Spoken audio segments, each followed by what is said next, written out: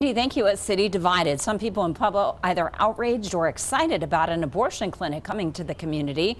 The announcement comes as Colorado sees the spike in patients seeking abortion, just as many expected. News 5's Natalie Chuck joins us live from the Future Clinic after taking a deep dive into what's unfolding. Natalie. Yeah, Diane, well, on the side of this building over here, you can see the sign reads patients parking, one of the indicators that this is the building where Pueblo's new abortion clinic will be opening. But it's not opening without a fight from people who are anti-abortion in town, even though lawmakers tell me that is a fight they believe they will lose. Their bodies, their choice! Their bodies, their choice! The fallout of Roe versus Wade being overturned is felt everywhere, with tensions high on both sides of the issue. Being pro-choice is the choice to choose. With abortion, and what I think morality says is this is wrong. Even in states like Colorado, which is considered a safe haven for abortion, data backs up what many predicted when the decision came: an influx of people seeking abortion access. One national study shows Colorado saw a 33% increase in abortions from April through August. It's one of the highest increases across the country. And as demand increases, so will supply. Soon, this building will open, becoming the only abortion clinic in Pueblo. It actually makes me feel good. For Jillian Peterson, girls like her cousin in Texas are the reason she's excited for the clinic to be here. She just got her first menstrual cycle.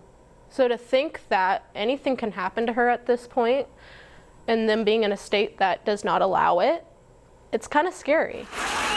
But at a heated Pueblo City Council meeting, a very different response. Opening this clinic will not only hurt both mother and the child, but it will hurt our community. I think abortion is morally wrong, but set that aside for a second. I think it's a very divisive issue. I don't think Pueblo needs more divisive issues surrounding it right now. Pastor Quinn Freiberg at Family Worship Center is among those spearheading an effort to stop this clinic from coming to Pueblo. I don't think the community needs to embrace something that's destructive just because people could go to another community that's embraced it and get it.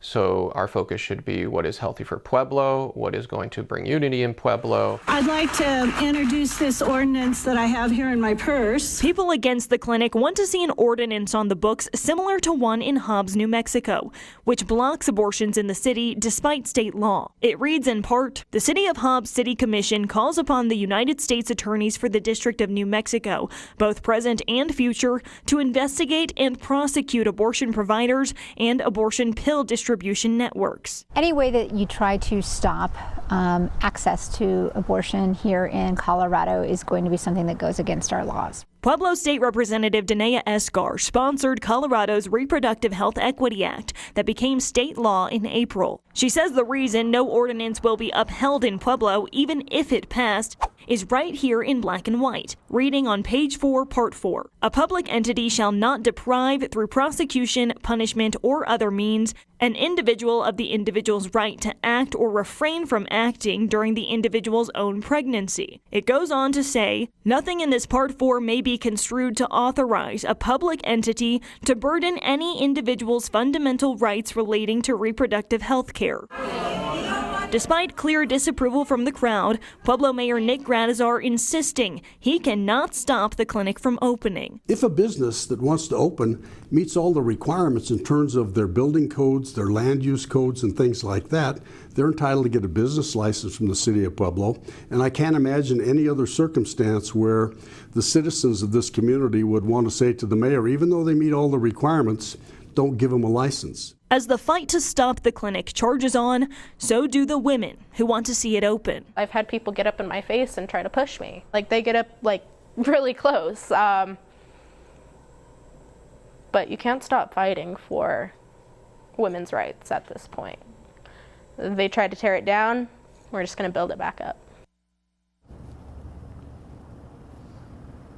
Now, there have been concerns raised over the specific doctor who is opening this clinic here in Pueblo, including allegations that he is under investigation in Nebraska. I did reach out to the governor's office there to confirm whether or not this investigation is still ongoing or ever started, but I am still waiting to hear back from them.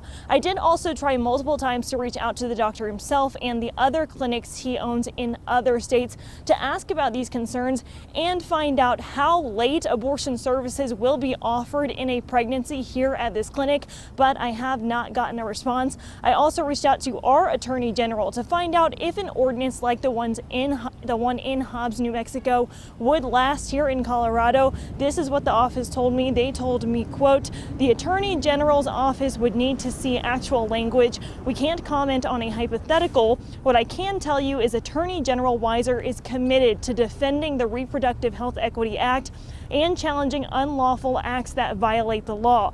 Now, Planned Parenthood of the Rocky Mountains also just got back to me. They told me the clinic in Colorado Springs is seeing that influx of patients. They said between the months of April and August, that clinic has seen a 22% increase in patients. Reporting in Pueblo, Natalie Chuck, News 5. Natalie, thank you. Colorado has previously voted in favor of abortion access in past elections. In 2020, Proposition 115, which would have outlawed abortion in Colorado after 22 weeks of pregnancy, failed statewide, with nearly 60% of voters voting against it. Pueblo, in particular, voted against it.